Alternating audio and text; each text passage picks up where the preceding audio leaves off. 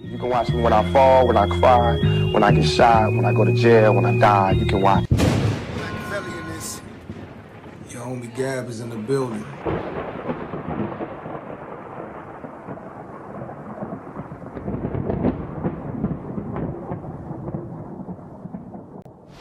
Y'all, this is Big True, producer representing 93, rocking with Gab on MAKAVELI Media. Peace out. Just a couple of motherfuckers that I know, we strictly representing. Hey yo, Dizzy Gillespie plays a sax.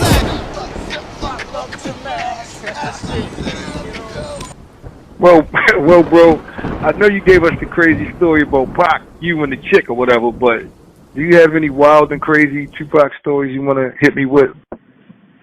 Yeah, as a matter of fact, back then, Pac used to act with nice and smooth, great, nice and smooth beat. And we would just,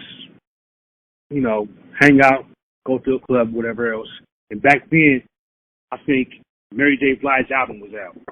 And I think we played that song, Real Love, back to back to back to back to back to back. So we in San Diego, we in this club called The Rage. And I think Pac was freestyling on the mic, whatever else. And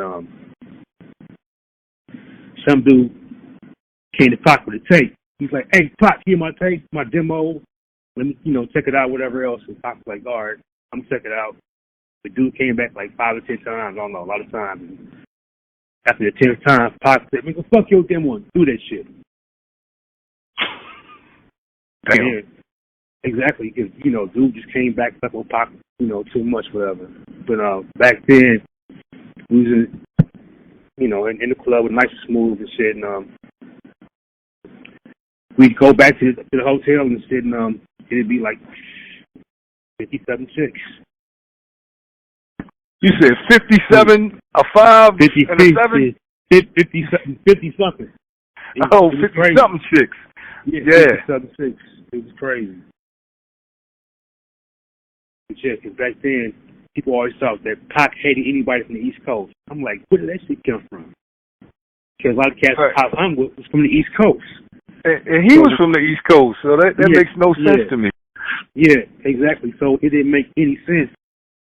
So I'm like, wait a minute. Like, East Coast against West Coast, I said, hang with Pac. A lot of times, Pac had, Pac was cool with everybody. Until, the whole Biggie thing was just him and Biggie. But, as far as East Coast, West Coast, I'm like, wait a minute. Anybody from the East Coast come through, you know what I'm saying? If I'm there with Pac, whatever, Pac, hey, man, come through. We can go kick it, do this or whatever. And it was like, we hung with nice and smooth a lot. And, like, they was from the East Coast. And Pac was, like, cool with everybody. So I'm like, I would always say this, man, Pac hated cats from the East Coast. No, Pac didn't hate cats from the East Coast. Pac was, he was pro-black. But he, you know what I'm saying, he was anti-anything. Until, thing with Biggie, and that jumped off and everything. But hanging with, nice and smooth and everything, I got to see Greg Nice sit at the radio station. His song came on with Mary J. Blige. I'm like, he was just sitting there vibing and rapping to his track and everything. Then we go back to the hotel, we kick it, go to the club and kick it.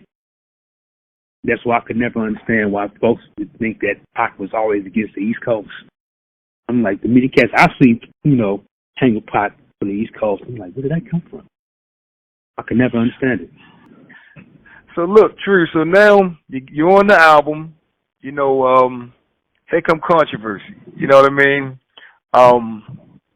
Where you was at, what was going on when the whole Quad Studio thing happened with the shooting and then, then the accusations of rape? Was you still in contact with Tupac at this point in time, or, was you watching from afar? What was going through your mind? Okay, basically, I was still in contact with Pac, as a matter of fact. We talked about working on some more stuff and everything. And when after the Quad Studio shooting, pretty much this is what I'm not 100% sure, but this is what I think happened. Just from talking with some people around it, it was some folks that was with Biggie. Either knew him or whatever that robbed Pac. That's the story I got, and it's kind of like if you hang with some cats, right, and they shady cats, you know they shady, and they do something, you know what I'm saying? You can't say it's those niggas that did it, but you get what I'm saying? But you didn't do it. Yeah. You ain't no parts in it, but you can't say, hey, that's my niggas, they was wrong. That's what I heard happened. I heard whoever the cats were either knew Biggie or something like that. And you know, and when Pac got robbed, it's kind of like, you know, I'm giving my shit up. I don't give a fuck who you is. You get what I'm saying? So, yeah, you know, Pac was real like that. He didn't give a fuck. It's just he wasn't the type of cat that, oh shit, it's a gun, let me throw my hands up. He just didn't give a fuck. Right. And then with the whole rape thing, whatever, Pac wasn't even in the room when the shit happened. It's just the fact that the room was registered in his name, and that he got off from shooting 2 cops. It was the reason why the prosecution and the judge like, look, man, we're going to ramrod this dude. He didn't shot cops and got away, but he's not going to deal with this. So the whole thing was, you know, Pac had nothing to do with the whole thing, but I guess, you know, the chick he hooked up with, whatever, Pac left, she was still there, whatever. I ain't sure what happened, and then somebody threw her out the room naked with no clothes on. And the thing was, Pac had nothing to do with it. But yet, he still got prosecuted. And that shit was crazy to me. Yeah, I mean, but people on the streets knew basically more than the damn police did because, you know, apparently they hit him Pac up over something that he ain't do, you know, and everybody was talking about that, but maybe that was the plan the whole time to, you know, to grab Tupac with something, you know what I mean, put something on him, and maybe they used the girl as the bait, you know what I mean? Yeah, exactly. That's why I was really kind of mad at the movie, because the whole, you know, movie, to me, I would have did the whole movie differently, because they had the movie, you know, when it come on, you know, they interviewing Pac in jail. I'm like, man, Pac is much more bigger than just being in jail. Most of his time was spent in the studio. And, you know, that's how I felt about the movie, you know. Yeah, you're talking about All Eyes on Me, right. Yeah, exactly. What kind of person was Tupac? And, you know, what kind of friendship did you guys have? Okay, Pac was the coolest. I mean, he was the coolest nigga. If he liked you, he liked you. If he didn't, he didn't. And he had no qualms about saying it to anybody. He didn't care. I mean, but it was like, Pac was just a cool person. As a matter of fact, I'm going to give you an example. My grandmother was in the hospital in L.A., whatever.